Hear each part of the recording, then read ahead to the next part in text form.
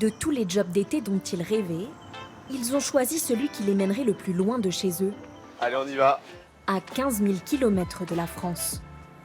Ces 4 Français s'apprêtent à faire un mois de woofing en Australie. Un mois de travail, logés et nourris à la ferme. Ces camarades d'une école d'ingénieurs lilloise commencent leur voyage dans le nord-est du pays. Ils posent enfin pied en Australie après plus d'1 jour de trajet depuis Calais, la ville d'origine de Paul Doutrillo. On a pris un avion jusqu'à Los Angeles, 11 heures, une escale, et après Sydney et Sydney 15. On va dire une trentaine d'heures, quoi. S'ils sont en Australie pour travailler, le groupe d'amis s'offre avant de commencer une première étape touristique. Les gars, vous savez qu'il y a des bêtes dangereuses sur l'île? Direction Green Island, l'île verte. Un petit îlot de 600 mètres de long, situé sur la grande barrière de corail, réputé pour ses eaux turquoises et ses plages paradisiaques. Je sais pas du tout à quoi m'attendre, mais ça va être super sympa. Ces eaux chaudes et translucides permettent d'observer les fonds marins. Et cette tortue de mer venue se joindre à eux. Une expérience inespérée pour Basile Maelstaff, 21 ans. C'est ouf!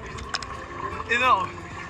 Les 4 Français ont économisé chacun plus de 2 000 € pour s'offrir ce voyage, qu'ils préparent depuis près de 6 mois. Incroyable en vrai, c'est super beau. Moi je suis plus nature moi, donc là, je me régale. Un petit air de vacances, avant de prendre la route du travail. Go les gars, c'est parti. Les Français s'aventurent cette fois-ci à l'intérieur des terres, à 2 heures de route de la côte, jusque dans la campagne australienne. Je verrais bien un petit kangourou avant d'arriver à la ferme quand même, histoire de me mettre un peu dans l'ambiance. Ils ont rendez-vous avec Jordan Godfrey, un Australien de 24 ans qui dirige avec son père une ferme dans le nord-est du pays. Les 4 étudiants qui rêvaient de découvrir l'Australie en dehors des sentiers touristiques vont travailler ici pendant plusieurs semaines. Pas de rémunération, mais en échange de leurs services, ils sont logés et nourris. Bienvenue dans votre nouvelle maison loin de chez vous. Le confort y est rudimentaire, Le salon, la cuisine. mais les nouveaux arrivants n'ont pas le temps de s'attarder. Ils sont déjà attendus sur le terrain. Tout le monde à l'arrière et on s'accroche. Les 60 hectares de terre sur lesquels ils vont travailler appartiennent à la famille Godfrey depuis 4 générations.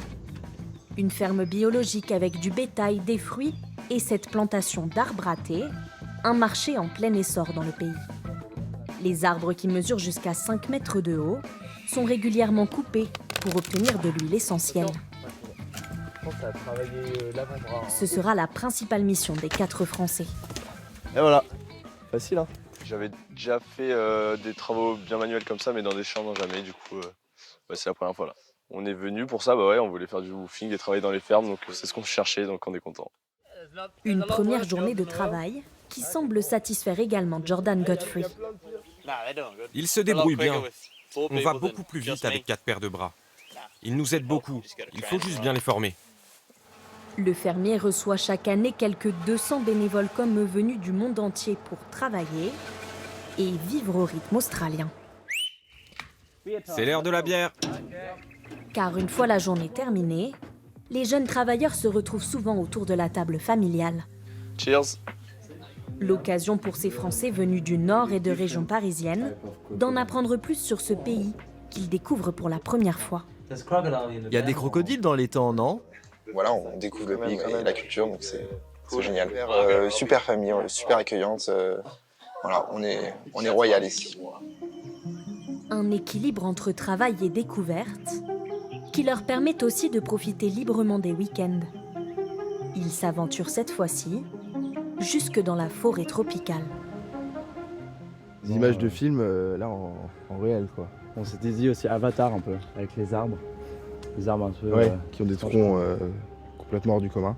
Ouais, on se croirait dans une fiction, quoi. La forêt de Kuranda compte parmi les plus vieilles au monde.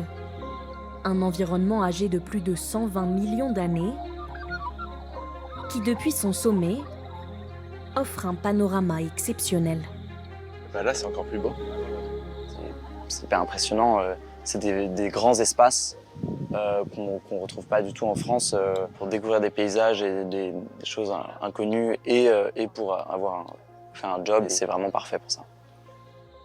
Comme eux, plus de 10 000 personnes tentent chaque année l'expérience du woofing en Australie et s'offrent pour quelques mois l'un des jobs d'été les plus dépaysants.